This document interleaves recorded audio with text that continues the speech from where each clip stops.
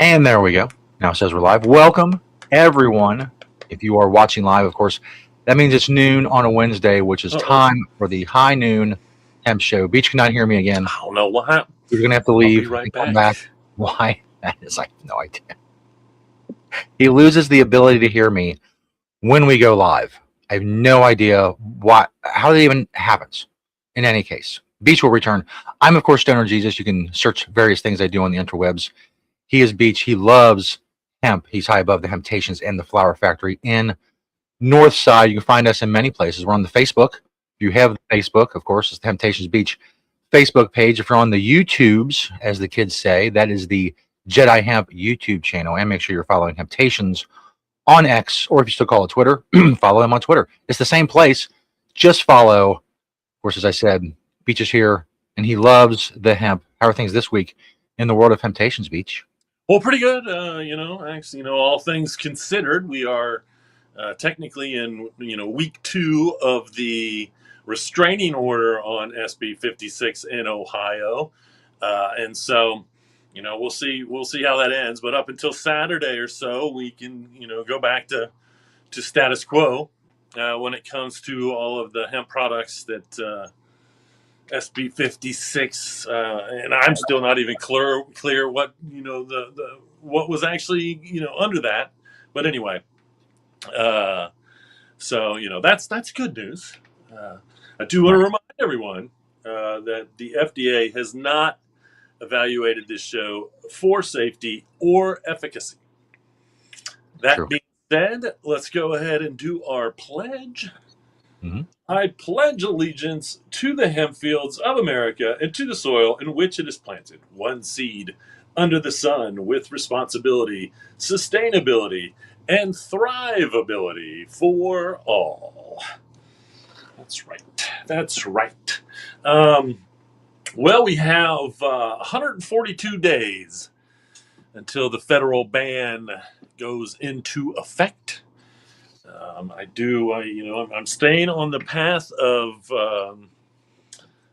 most resistance, I suppose, because I'm really hoping that all the resistance that's being put out there to the ban in the federal government, their last count, there were 3 different bills, and I think what inevitably, best case scenario is if nothing happens before the next time they go in to do one of their spending bills, because that's what they attach this ban to, a spending bill, to get it to happen. Um, and so I'm hoping that any one of the current bills that are being brought up, bipartisan, they are all bipartisan as far as I know. And so this isn't Democrats doing this or Republicans doing this. This is Democrats and Republicans coming together, realizing how bad this ban is, and how even more confusing. And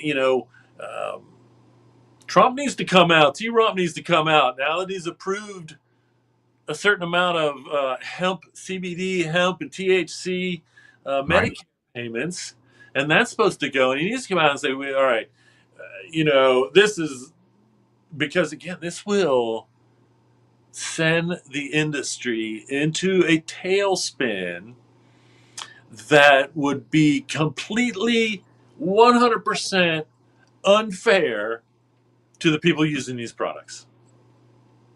Pure and simple." And I got the numbers on last year's CBD, the national numbers on 2025 CBD.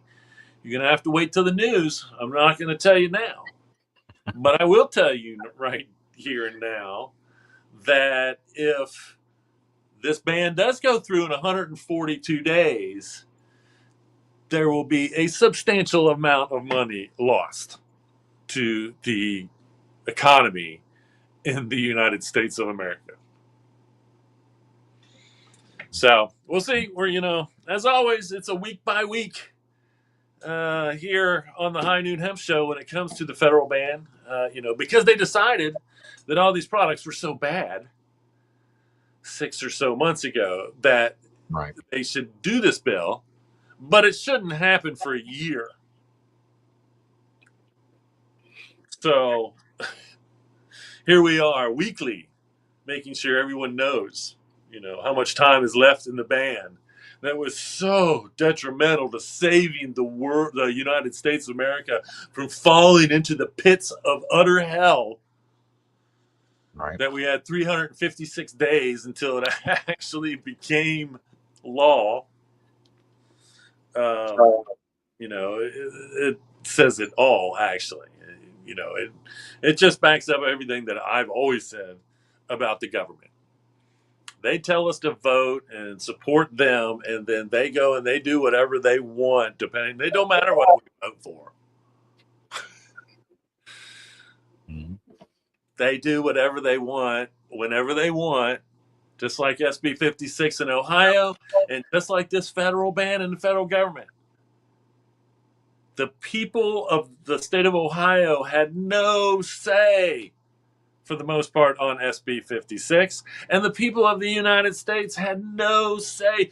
We didn't even know until after the spending bill pretty much was signed that this little thing was in there.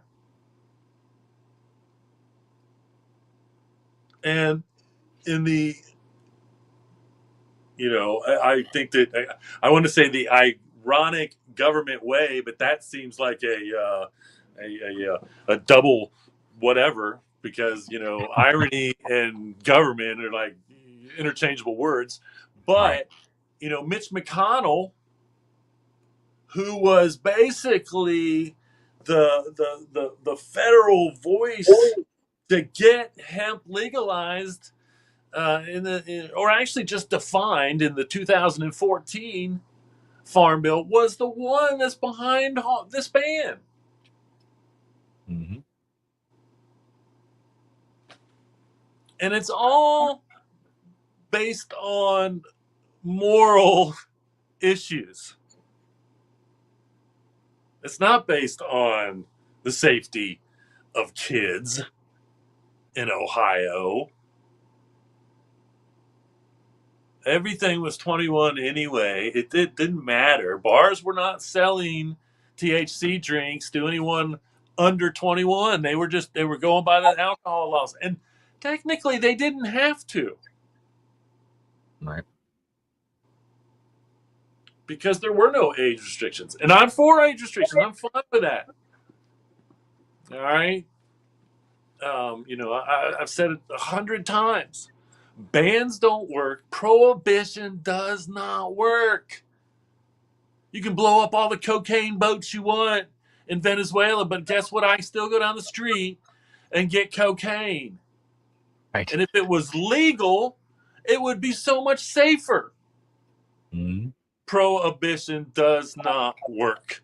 It doesn't keep anybody safe. And in fact, it makes them more unsafe. The whole reason that alcohol prohibition was overturned is because the average person that wanted to drink alcohol started dying because they were literally making bathtub gin.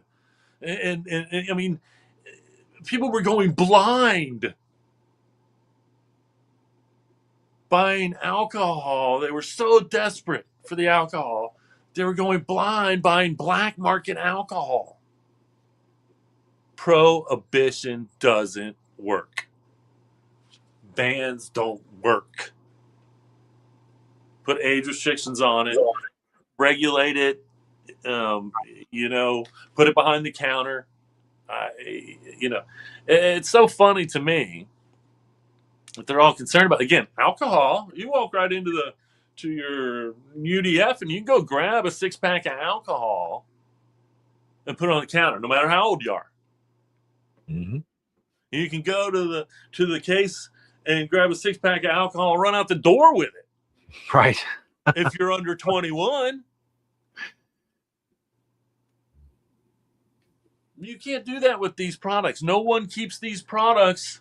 No one that was selling these products, well, except for the THC drinks, because you could, and now most of the THC drinks that I have found out in public were actually more in liquor stores or beer stores.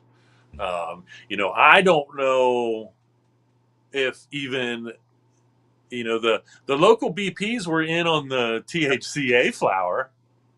Ironically, the gas stations were in on that, but I don't even know if they were selling actual THCA drinks out of their coolers, to be honest with you. But I do know that there were some very high end alcohol, beer, liquor, wine, whatever stores. There was one in up in the, they had an entire case of THC drinks. And so once again, those kind of restrictions I'm all for. Bans don't work. So we'll see. I'm optimistic. I'm hoping that this judge comes out that put the restraining order on and says, yeah, this is completely not legal, and we kind of go back to status quo again. The headlines can read 10 places are now allowed to sell their THC drinks again, and they can make it sound like they're the only 10 places that can do that, but they are not. Okay, the restraining order is on SB 56. All right, that means everybody can go back to what they were doing before SB 56 became action. Okay. Let's get on with the old product spotlight here on the High Noon Hemp Show. The first one that we have here, I'm going to find out getting some of the pet products out. And so these are just maybe a handful of harnesses in different sizes. Again, I think that these are Unipet. I'm going to call them Unipet products because you can't put a collar on a cat. The only way to honestly keep a cat on a leash, if you want to, is in a harness. And so, I think harnesses are definitely Unipet items. And maybe there might be some other pets out there that might make a bunny, like a raccoon. Yeah, raccoon. there you go. I Awesome. don't know what they're. I do know that you'd have to use a harness on a bunny because anything they can get their head through, they're one of those animals that anything they can get their head and neck through, they can get their whole body through. So, whatever that works out, and I've had, rabbits. If you followed the show, you knew Super Bun Bun, who was the Hemptations rabbit up on Hamilton Avenue. There would be zero way to put a collar. They have no neck, but rabbits really don't have a neck. And I would love to see someone try to put a hemp harness on a raccoon, by the way. Don't think I forgot that you mentioned that. Hey, I like to see it too. That would just be fun trying to see it on. Like, that person will get everything they deserve for trying to put a harness on a raccoon. I'm just saying. Here's the disclaimer. Do not attempt this at home, people. Right. Maybe you have a pet skunk. Maybe we'll try to get a harness on that. Skunk, I can see, yeah. If they're usually desprayed and they're pretty calm, honestly. A skunk is a pet. My mom actually had a skunk as a pet when she was a child. But anyway, yeah. There's all kinds of probably exotic pets, we'll call them, that may be better to have in a harness than just a collar. It's true. Indeed. Maybe your turtle. You watch a turtle a lot. I don't think you can put a collar on a turtle, but maybe a harness. All right. Okay, enough jokes about pets and harnesses. I should say companions. I don't like calling them pets because I don't think another animal should be another animal's pet. Right. But I do think it's okay for another animal to be another animal's companion, and that's the difference. There you go. Anyway, I've evolved in my thoughts of pet ownership, so to speak. Anyway, all right. How about some collars then? You know, maybe you actually have a dog or some other animal. We'll try to think of some, maybe an alligator. You could put a collar on an alligator. I don't know. A small one. No, I don't even think you could do that. But you could probably put a collar on its mouth, and then just you'd be fine. Just Right. use the collar to keep its mouth shut, and then you're safe, no matter. Anyway, collars in different colors. Collars in different colors. Here on the High Noon Hemp Show Product Spotlight. Mhm. All at Hemptations at 3844 Spring Grove Avenue. Mhm. And I think I have the pink collars. I may have the pink collars listed on eBay. Oh, yeah. It's There you a very possible. How about some more postcards? You know, we're still in Hemp History Month, and I did mention most of these. There's a couple new ones here. I really have to go and do some research on the pyramid. Did I include the pyramid one? I don't know if I did. There was one that said the Egyptians used hemp in the pyramids, and so I got to look at that one. And I think the one that's really kind of fascinating to me here also is that they mention a lot of hemp being grown in California. And I find it interesting that didn't stay stronger only because of the Chinese immigration. Hmm. I would have thought that we're bringing hemp across the United States. California's getting bigger, and all of a sudden there's this Chinese migration. They've got thousands of years of hemp. And I really would have thought that would have they would have brought that knowledge and really kind of boosted California's hemp growing. And I'm going to have to go back and look at the numbers because the only numbers that I know in 1937, number one was Kentucky. Kentucky was the largest grower of hemp in 1937 when it became illegal to grow hemp in the United States. But I don't know who was number two, and I don't know who was number three. And I might have thought that I would remember California being up there if they were. But anyway. And again, there is a lot of farming. I mean, California is mostly agriculture if you don't know. Mhm. It's mostly agriculture. If you go look,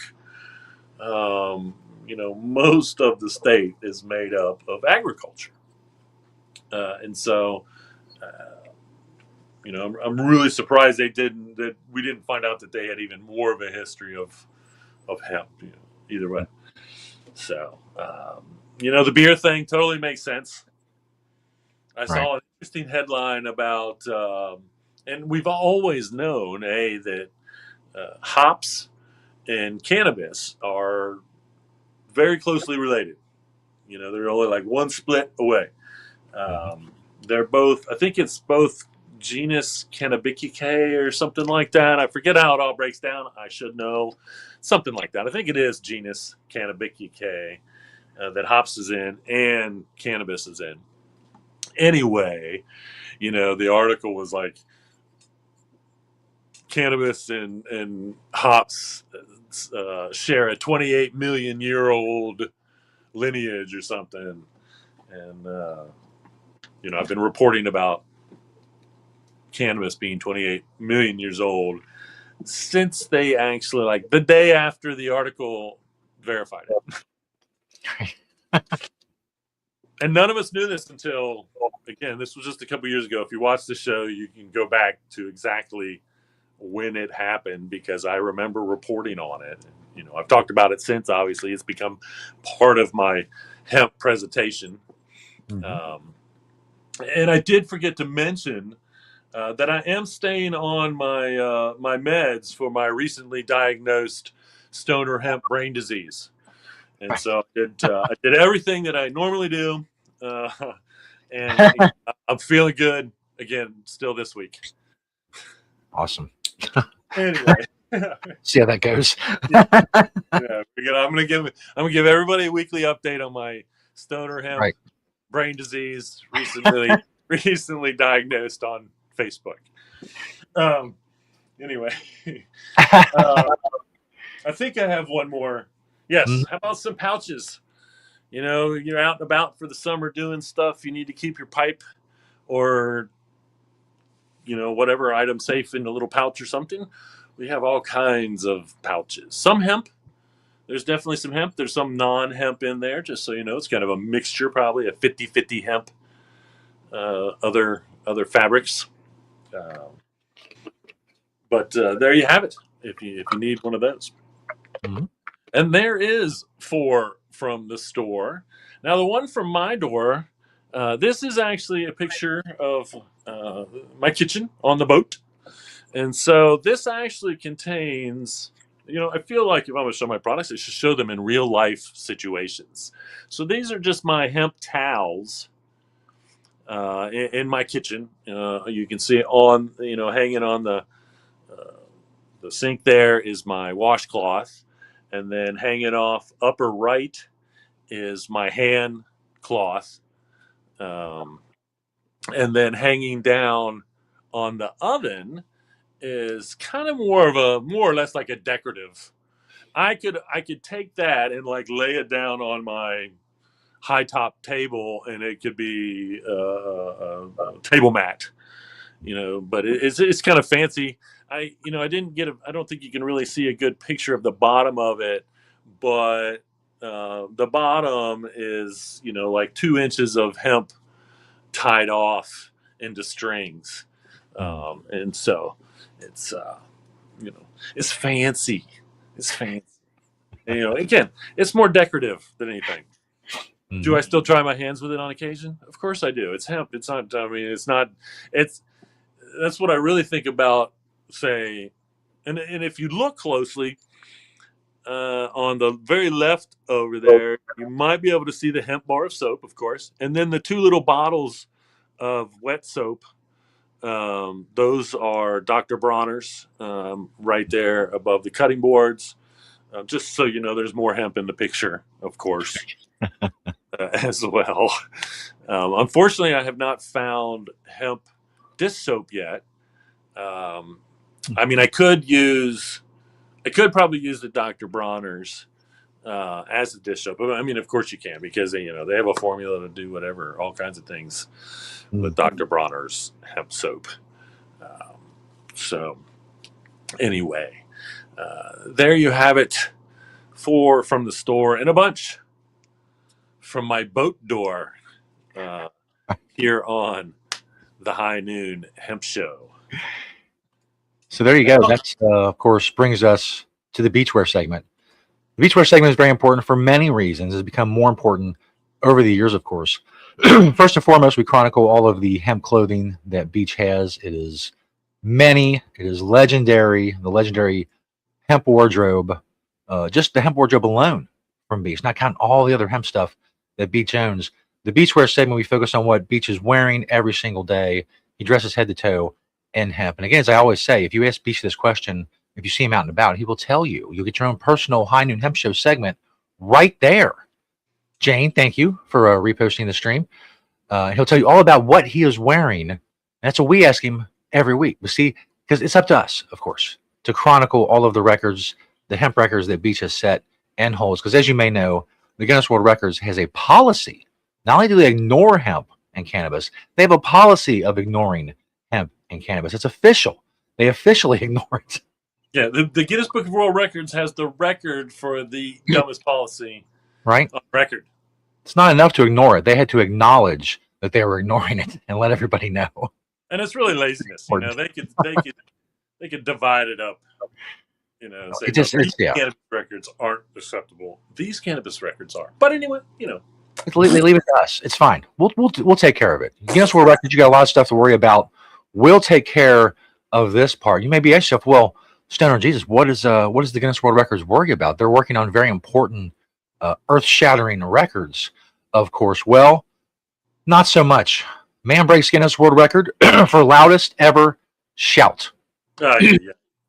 Yes, 122.4 decibels. There you see the guy right there. That's the loudest shouter in the world. He looks like that, as you can imagine. I'm gonna check my shout, because I think just like without even practice. Well, he explains. He said you really can't practice something. You just got to gear up for it. And then he yelled "now" at an ear-splitting 122.4 decibels. Okay. It's the same as a clap of thunder, a chainsaw, or a pneumatic drill. Okay. He can shout that loud. He's 58 years old. It took him 7 attempts, and his voice was shot for days afterwards.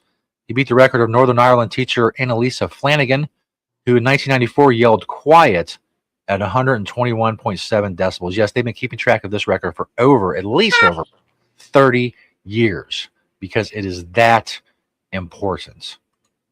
Thank you, Guinness World Records. We don't cover shouts here. I'm sorry if that's what you're looking for. If you're looking for shouting content, we don't have it. We mainly deal with hemp. Probably go. I go kind of close to the shouting sometimes, so I don't know. You know, some people think I'm shouting because my voice is naturally loud when I get into something. If you do have access to a decibel reader, I guess it would be worth it to shout hemp. I think my watch does it. There you go. I'm gonna shout hemp and show. You got to beat 122.4. I'm gonna see what I can come up with. Just yell hemp as loud as you can. The Guinness World Records won't care, but we'll care. No, yeah, it won't be right. Supporting what we. Might, you know, they might if I can beat that, but I'm not saying I'm gonna beat that. I'm not gonna beat that. No, they'll ask you to shout something else. We can't cover. Yeah, that's right. Can't cover hemp. Pick a different word. Can you shout a different word? Not hemp. Not cannabis or hemp or anything like that. Something else.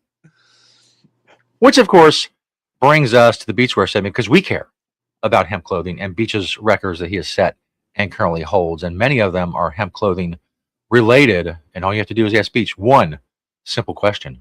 What are you wearing, Beach? It's true. If you're curious, what are you wearing, Beach? Now you will know.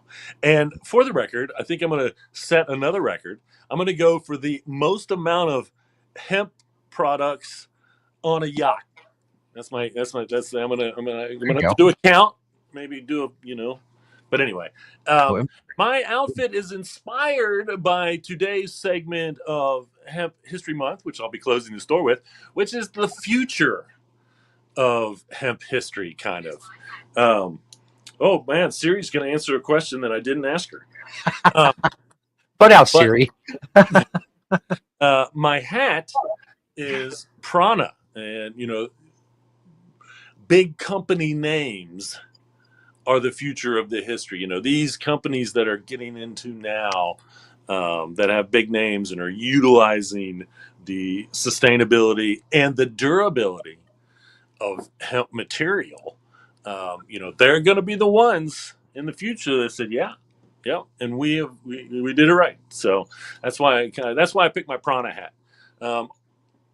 My Satori movement, always planting seeds. I mean, the future of hemp is making sure. The future of the history of hemp is making sure that we are always planting seeds. Always, always, always, always. We're kind of in my opinion, we're in a stagnant spot right now, but I'll get more to that at the end of the show. My shorts are I cargo shorts. My briefs, and my pen. Did I put my pen? Did I have my pen? I forgot my pen. It's in the picture. No, it's there. It's in the picture. Yeah, My Green Springs Technology pen right there in my pocket. My I Love Bad briefs. Those no-show socks came from Hemp Traders. And that's a good old pair of Adidas Sambas. So if you're curious, now you know. What are you wearing, Beach? Here on the High Noon Hemp Show. There you go. All right. Well, here is this is a little. I feel weird about showing this particular trailer, only because, I feel weird about actually marketing myself, I suppose. I don't know. But anyway, here's a little trailer, and then we'll be back with the news.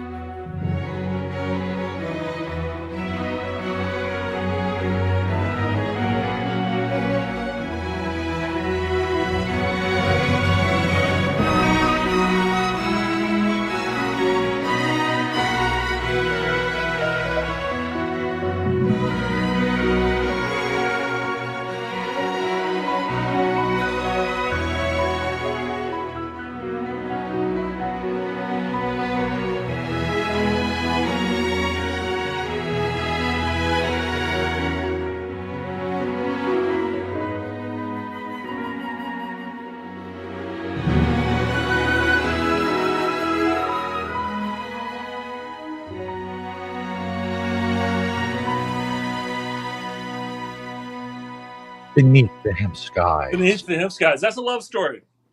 Nice. That is definitely a love story. If I've ever seen a trailer for a love story, I'm just Indeed. all right. Well, let's see what's going on. Hey, Hawaii. If you have a hemp store and you've not got your hemp license July 1st, you're in trouble. Wow. So, yeah. They've got, luckily, because Hawaii, they were going to try to ban it. And then they realized that would be terrible for tourism. And so, they did the right thing, and they, you just got to get a license, and well, I don't know how much it is or anything, but you got to get a license to sell your hemp in Hawaii. But, again, it puts age restrictions on it and all that other, gobbledygook. But at least Hawaii was smart enough to realize that it was going to be a huge cut into their tourist market. And so good for them. And I think it's just an open license thing too. It's not like they said, we're only going to issue so many. You just got to, and again, I don't know, how much it is to get the license, but open enrollment is one thing.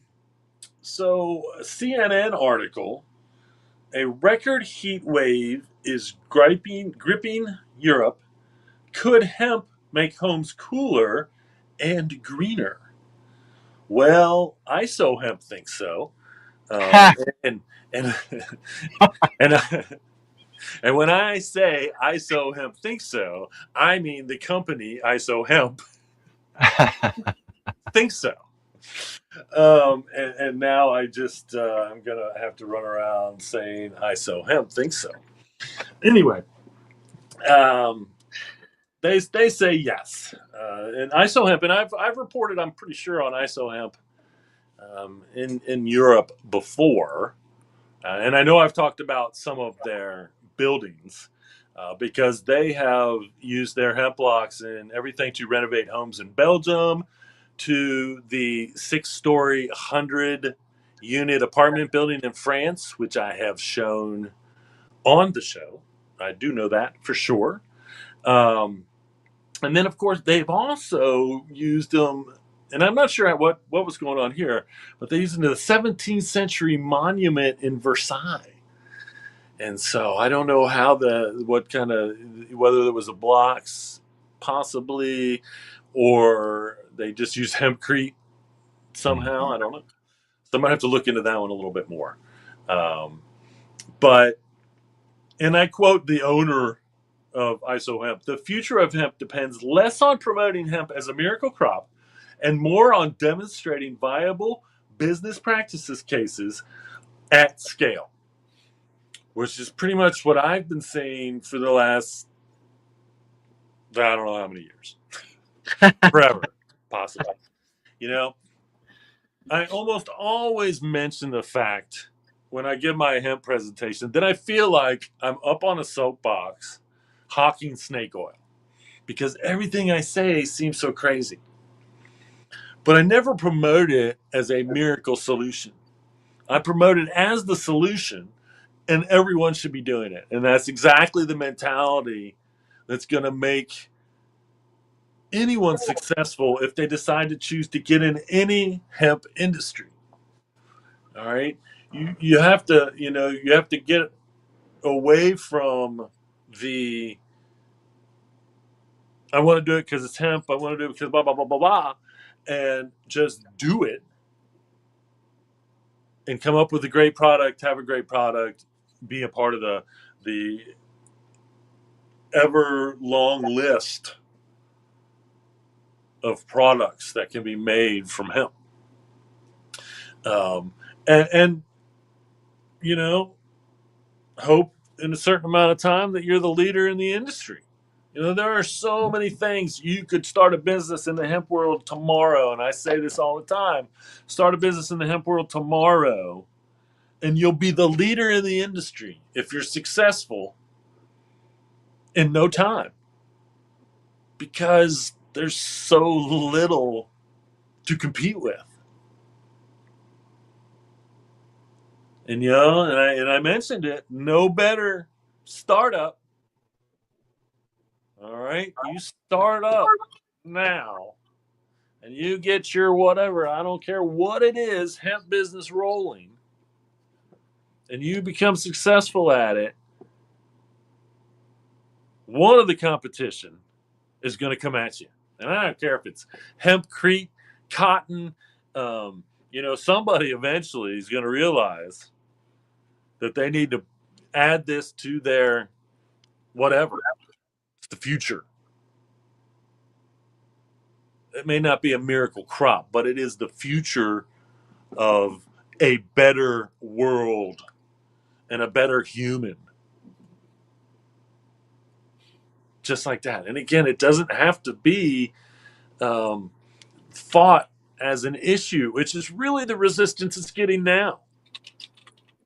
Because we go out there and we brag so much about all the things that it is, which is the eco-friendly and all these things, and then all of a sudden, oh well, it's a liberal issue, and conservatives should be against it. And I'm like,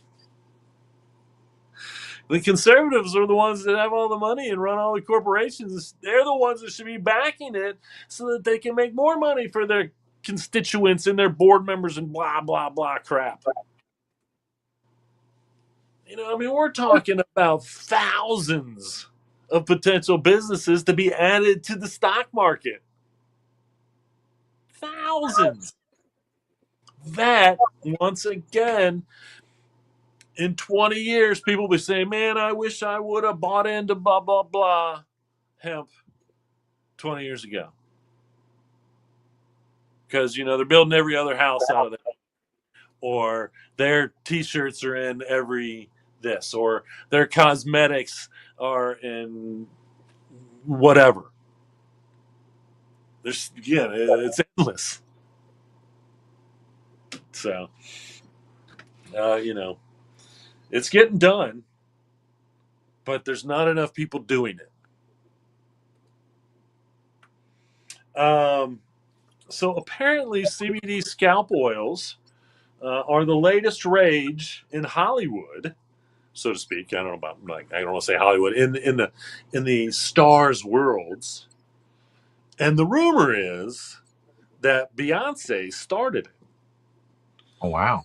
Okay. Now, you might remember 6 months or so ago, I reported on a study that showed 100% of the participants that used hemp or CBD oil on their scalps grew more hair. Some a lot, some a little. Did I start this? I don't know. I mean, the people who did the study. Sure, Beyonce's watching. Sure, she's gonna have it. I mean, if she's not, she's got people watching. Right, exactly. I mean, if Beyonce doesn't have her people watching the show to keep up with what's really going on in the hemp world, I would be very surprised. Honestly. Hi, Beyonce. or Beyonce's people. Yeah, spread the word. Tell her I said That's right. keep Tell the rest supporting of hemp and everything, though. Everything. tell the rest of Destiny's Child and I everybody mean, else. Beyonce builds an environmentally friendly um, hempcrete home for her and her children and the family. Mm-hmm. Anyway, and so there you have it. CBD for the scalp is the latest rage. Nice. Study using hemp for acne is showing promising results. I'm really not, positive what this chart really shows. I suppose, Mm. other than the, kind of what they came up with. Now, you can see even on the bottom of the study and whatnot how more study needs to be done. But we know the potential of the benefit of hemp oil. Now, I personally tend to would think that hemp oil would give me acne because if I use hemp oil on my skin too much, because I have pretty moist skin. Mm. I stay well hydrated for the most part, but if I over use like hemp lotion or something, then it does make me kind of oily. Now, someone with dry skin um, or whatnot might benefit. I have seen a hemp, and I'm pretty sure I reported on this on the show. This years and years ago. A hemp-based skin tag remover, and so I don't know. I think it might have been CBD, and I just thought, well, then you could just take our hemp-based CBD tincture and put it right there on your skin tag and see what happens. I don't know. And again, it was a product that was promoting itself as a tag remover. That doesn't mean that it actually worked. I mean, Right. Either way. Mm. Okay, so here's the number. CBD was a $4.4 billion industry. All right. $4.4 billion. And we're on the downside of the boom, and we have been for years. And so potentially thinking that on what I'd call a slow year, I suppose, it was still $4.4 billion. That's huge. All right. The band goes through. Like I said, the band goes through. And, we'll see what we do this year, I suppose, at the end of the year. But I would almost guarantee you if the band goes through 2027's, what year are we in? 2026, 2027. Yeah, 2027's year will be a quarter of this year. And if I was to guess, this year's numbers are probably going to be done because everybody was so scared at the beginning of the year that I really think that a lot of places were like trying to go different directions. And again, they say that this is really only going to affect the CBD or I should say the flower industry when it comes to hemp. But most assuredly, just like I've always said, the more you criminalize it or make it seem like it's criminal, the less any farmer has an interest of growing it. So even the fiber, you got all this criminology now back associated with hemp.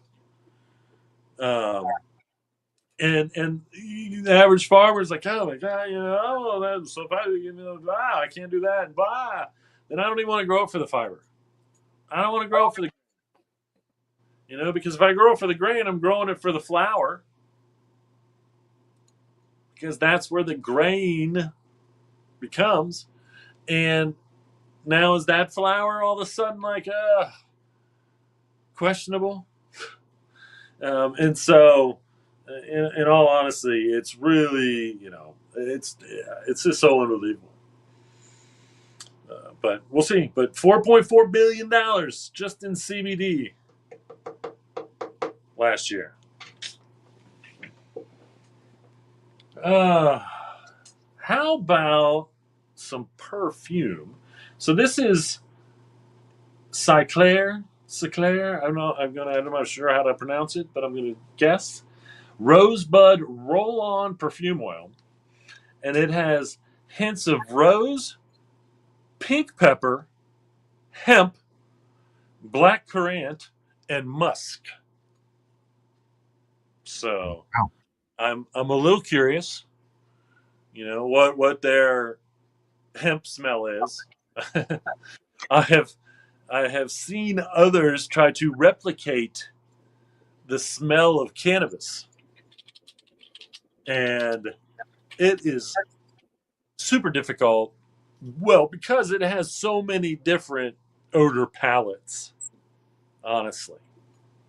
That like, which one are you trying to replicate? The skunk one, because that's not a great idea. You know, I personally love the smell of flowering cannabis when it smells like skunk sprayed something. For some reason, I love Right. it. I mean, I think I love the smell of cannabis no matter what. I have not smelled any cannabis where I was like, ugh. Uh, and so, but there's a lot of different odors because of the terpenes and whatnot. And a lot of the odors just recently in a study were very negative. Gas, diesel, vomit. Honestly, those were things that people perceived from the smelling of cannabis. Not cannabis smokers, um, but and so as they say, maybe we've become nose blind us to the bad odors, and we just enjoy the good ones. I don't know, but there you have it. Cyclar Rosebud Roll-On Perfume Oil with hints of hemp. Nice. I've talked a lot about sheets, and so I found a new company, Attitude Sheets, and they have a patented clean bamboo hemp weave, and it's basically their take on linen, and it's decadently soft and much kinder to the planet. And they have all kinds of different products as far as bedding goes. This is just the particular the top of the page on the sheets that I found, and so it doesn't say how much hemp it really is. I do like the fact that they're calling it clean bamboo. Now I don't know what that really means to them, but bamboo is getting this reputation as a material as being eco-friendly, and parts of it are eco-friendly. All right, because it grows fast and it grows tall. Um, but here's the thing: the fiber is short fiber like cotton, so it takes a ton of water to process it. Doesn't need any herbicides or pesticides, and that's great. But it does take a lot of water to make bamboo into a material. And so hopefully maybe that clean bamboo, if they're just saying it's clean bamboo because there's no herbicides or pesticides, well then that's just like me saying clean hemp. They're coming up with a product calling it clean hemp. That's not cool, honestly. If there was anything bad about hemp, I would call it clean hemp because I've removed that bad part of it. To date, no one's come up with anything bad enough to beat me in a debate about hemp. Anyway, so, but good on them. Not cheap, not super expensive, but not cheap. That's the next move. Hey, all you people that want to get into the material business, get your weaves made that are cheap, um, inexpensive, and get cheap sheets out there that are just as good. And again, right now it's a supply chain thing. We're not growing enough hemp to get it to those people to get it cheap enough to get it out there. And so that's what we got to do. That's what we got to do. Right. All right. I don't have a whole lot. I don't have any events right now. I meant to check with Bonnie on the medical marijuana meetup, which, if it's happening, will be, I believe, the 7th of July, which is a Tuesday. Mad Tree. Luckily, I think if we will most more likely be playing in our FIFA match the day before, so the crowd shouldn't be crazy either way. There you go. We have to get past Turkey first. On a hemp note, Turkey is, possibly where we would say the hemp industry got its start. Turkey is located in the Fertile Crescent. The Fertile Crescent is the beginning of agrarian behavior in humans, at least in that whole other part of the world. Mm-hmm. You know, the we don't really know. I mean, we have to know at some point or another. Humans were agrarians here in South America and Americas. Before that, that's why we have the potato and the tomato and corn and squash and all these other animals because they are vegetables because they were growing them when we got here, and then the Europeans put them into their diet. But there was no hemp. All right. So anyway, that's my hemp affiliation to FIFA There you go. World Cup. Sports coverage. I kind of want to root for Turkey, uh, just because they might be the birthplace of hemp industries. Who knows how long before that we were really using hemp, but that's when that's when we really started using it. Anyway, all right. So let's get to the future of the history of hemp. And I kind of broke it down into 3 time periods. And the first one is, say, 10 years from now.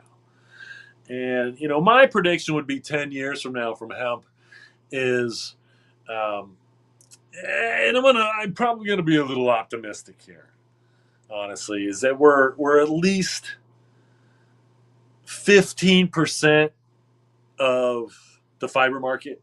20 would be great, honestly. And I hope that cotton is becoming more organic cotton. And I hope that polyester and synthetic fibers are just going away. Which is, again, I'm a realist. There's, we're never going to get on equal ground. Like, I don't think there will. No, I'm going to stop right there. So, 10% of housing contains hemp at this point. Whether it's hempcrete or hemp paneling or hemp fiber insulation or hemp curtains and that material. You know, um, I suppose when I say 15 to 20% of clothing for hemp, I would, add that I'd like to see, maybe we're 10% of house goods, curtains, bedding, that type of stuff. I mean, 20% there would be great too. If we could add 20% to that market and 20% to the clothing market, we're making a great start. It's a great start. I guess it's going to be more to 10, 15, honestly, in 10 years. You know, if we're not 10 to 15% foods in the grocery store, that if you don't know, corn makes up a good 35 to 40% of everything in the grocery store. Corn. If you're indigenous to the Americas, that's great. If you have European ancestry or African ancestry or any other ancestry, we don't even digest corn correctly. It's a filler food that they can produce large amounts of. And again, a lot of it's because of the high fructose corn syrup and all this other stuff, obviously. It's an additive. But it has no nutritional value to us. Zero. Honestly. I mean, just what happens. Look what happens when you eat an ear of corn for most of us. All right. See, anyway, and I'm talking about when it's digested and done. Anyway, so hemp. Hopefully, honestly, the optimally in 10 years, we're in 10 to 15% of all the markets. Grain, food, um, maybe there's one car company that's actually building a hemp body car.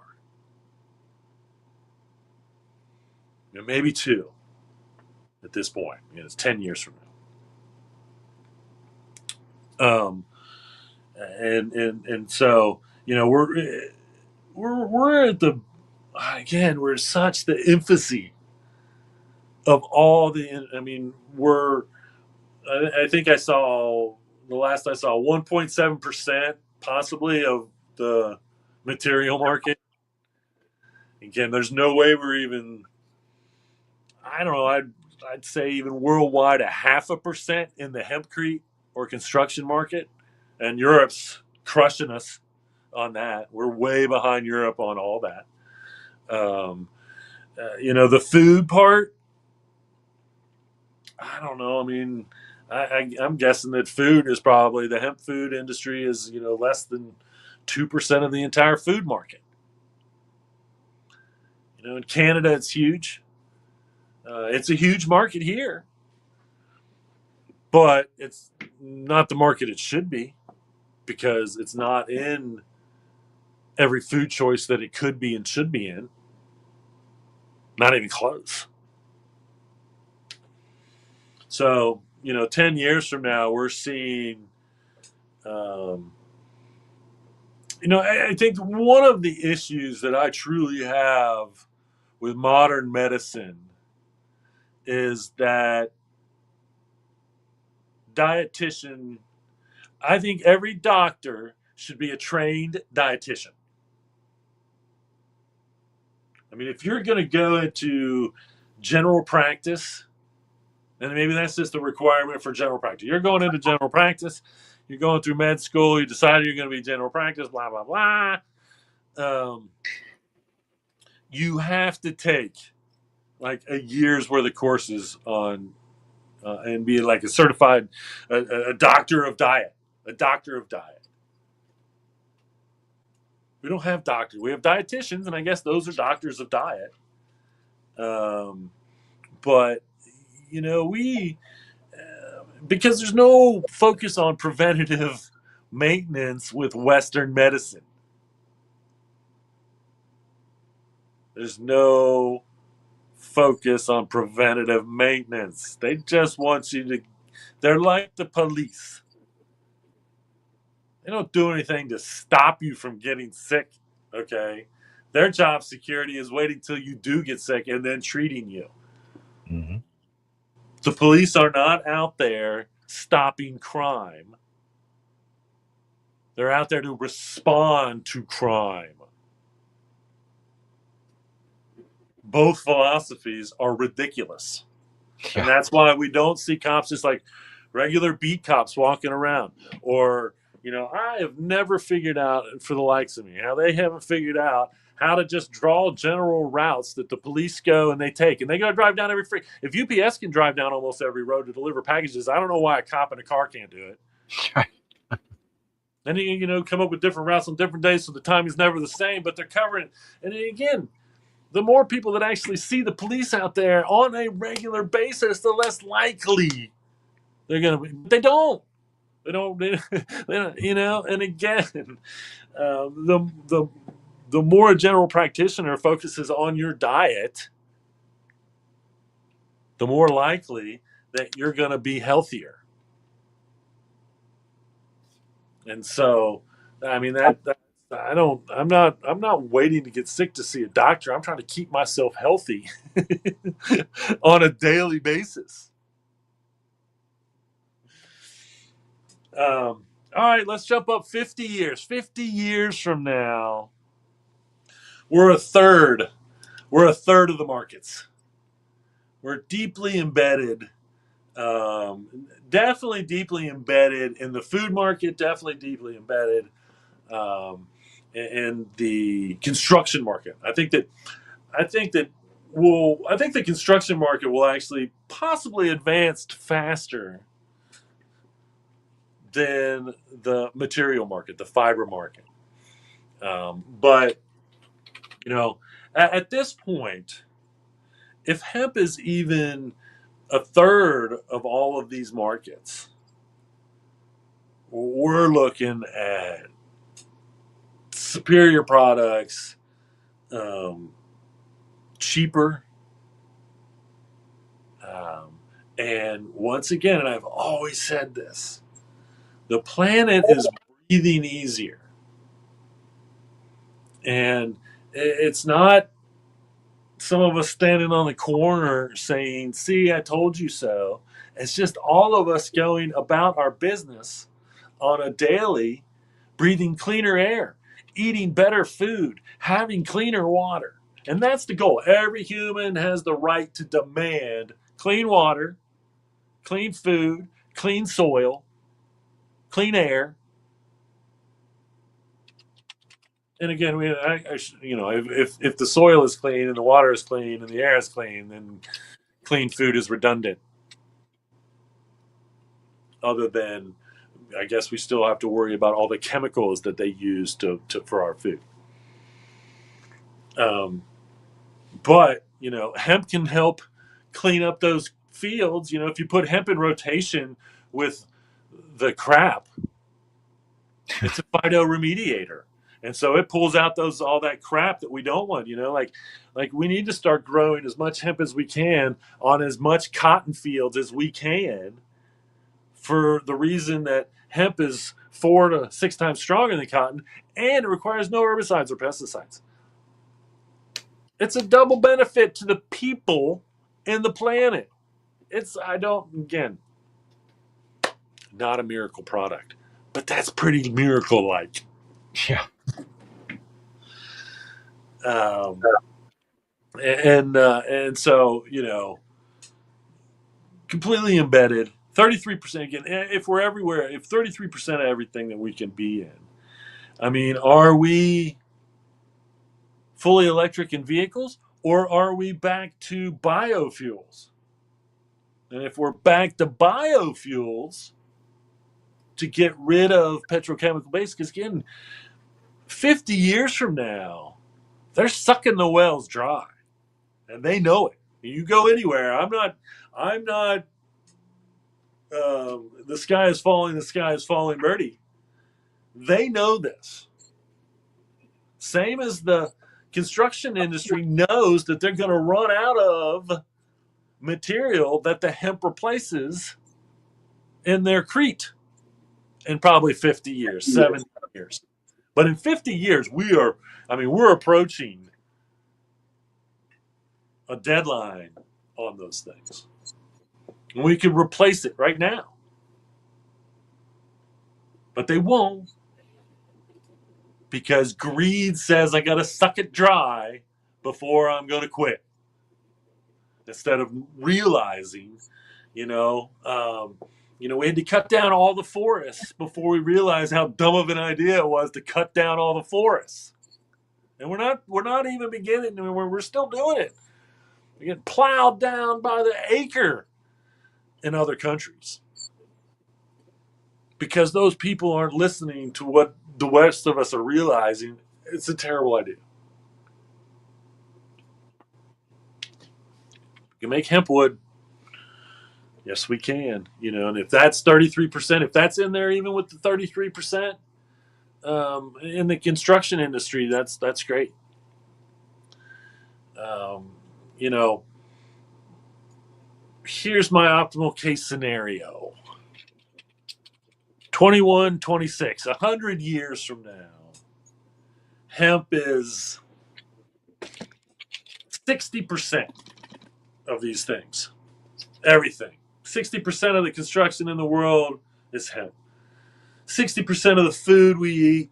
Now, I don't want to say 60% is food, but we're embedded into 60% of all of the things that hemp can make. Again, there's just so many things we could add hemp to, from soup to pre-made salads to it's all, the potential is endless. And so, there's all those food industries that are giving their consumers one of the healthiest grains, if not the healthiest grain on the planet, and they're getting the benefit because that's what they should be doing. And they know they should be eating it. So they say, hey, this has hemp in it. I should be eating this. Oh, look, they put hemp in this. I'm going to probably eat this. Hemp vegetarian burgers already being made. I mean, everything has been made. Hemp chips, potato chips, or more tortilla chip like chip than, say, a potato chip. But I think there's some potato chips out there now. Hemp cheese. There's all these foods are being made. But until I can go in and the option on even 50% of the products. So I go and I'm looking at Parmesan cheese. Hey, look, there's a line of hemp Parmesan cheese, which exists. I go to the cheese cooler and there's hemp cheese in different forms right there for me to have. And so, that's where I say, I don't want 50% of the products in the grocery market to be hemp. I want an option that 50% of those products are hemp. Hmm. They can keep their same. I mean, I'm never going to get rid of cheese. So dairy milk cheese is always going to be there. I just want to always have an option for hemp. And 50 years from now, we will. Be able to go in. We'll go into the grocery store, and we'll be able to say that's it.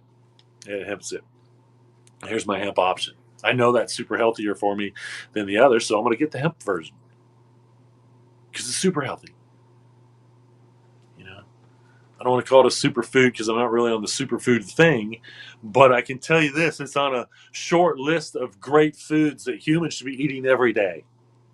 I do. I eat hemp seed every day. Usually just a couple tablespoons or 3 teaspoons in the morning. And then I'll sprinkle a couple tablespoons over whatever I'm eating. It just doesn't matter. Honestly, I figure out how to do it. Add it to my salsa if I'm doing that. There's zero reason not to. And then we jump up 100 years. And 100 years from now, most of the products that we could replace with hemp tomorrow are being made. And, the quadrillionaires are the hemp owners. The corporations are hemp. You know, and again, I'm not saying all the other stuff doesn't go away. There is no, I mean, it's just such a part of our daily life, and everybody's making their money. Again, it's I understand greed. I don't like it, but I understand it. I'm a realist. Once again, I'm not an optimist. I'm not a pessimist. I'm a realist. Greed exists. Greed will most more than likely always exist. And if we can turn that greed in the direction of hemp, and it goes back to what I've been saying for 30 years, then all of a sudden the world is in homeostasis. Everything is good for the planet. The products are better. We have superior products. We have a cleaner planet. We have a sustainable, renewable plant that we just keep chugging out, making the products from. The cotton industry has to switch over eventually. They're stupid for not doing it now. Honestly. If you're some high paid at, a cotton business, and you're not trying to figure out how to get hemp into your company, you're failing your company. If you're in the construction industry and you're not trying to figure out how to get hempcrete into your business, you're failing your business. If you're in the food business and it's all about providing a healthy product, I'm not trying to talk to the jackasses that are using high fructose corn syrup, and somehow they could probably use hemp oil and substitute it. It's not sweet, but somehow I feel like you could, But anyway, if you actually want to give the consumer a healthy option for food, and you're not looking towards hemp, you're not doing your company any good. Pet supplies, not doing your company any good. No matter what it is. Paper companies, you're not doing your company any good. If you're not trying to figure out how to get hemp back into your paper, especially if you recycle. If you're a paper recycler, and then you're putting out a paper at the end that's made up of recycled paper, hemp and recycled paper is the solution to the end of cutting down trees for paper. I truly believe we have enough paper in the world to recycle, and we can just keep growing hemp. And again, here's what we can do. We recycle all paper. You want to put a ban on something? Put a ban on wood pulp for paper. Wood pulp paper. Put a ban on that. We go back to growing out of hemp, which will be just as cheap in price when we're growing enough hemp to make the paper. And we have enough paper already out there to recycle. And as we start dwindling down all that old wood pulp paper recycling, then we can start upping the percentage of hemp. And then we don't have to make wood pulp paper to recycle to make the hemp recyclable paper. We just add a little bit more hemp, and then we run out of paper made from wood pulp. And then all of a sudden, if you got a sheet of paper made from wood pulp, it's worth like $1 million because it's a collector's item. Wow. All the books made out of wood pulp paper, all of a sudden will be worth thousands of dollars. Because wood pulp paper doesn't exist anymore. 100 years from now, wood pulp paper will not exist. That is one industry that I will wholeheartedly predict will 100% go away. For just as many reasons as we won't be producing as much paper. I don't even know, will paper exist in 100 years? I just hope that the paper that does exist in 100 years is either still recycled paper or it's hemp paper. But I know we won't be making wood pulp paper in 100 years. We probably won't be making wood pulp paper in 50 years if I go back to that time period. We'll be looking back in 100 years and be going, God, I can't believe we ever cut down forests by the fucking bazillion acres a day to make paper out of, or even to build houses out of. To be honest with That hemp wood market, that it'll be, we could probably replace 50% of the general wear wood with hemp wood. Right now we have one hemp wood company in Kentucky making hemp wood. One.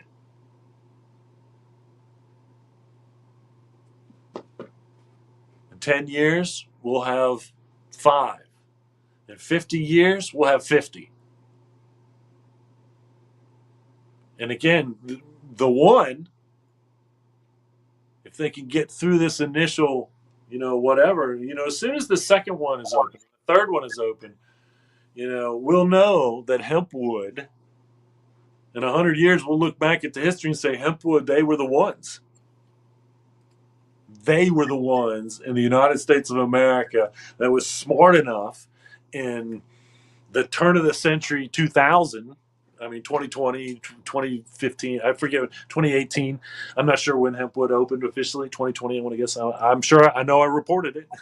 It's on the show. But, they're the ones that are in 10% of the houses getting made.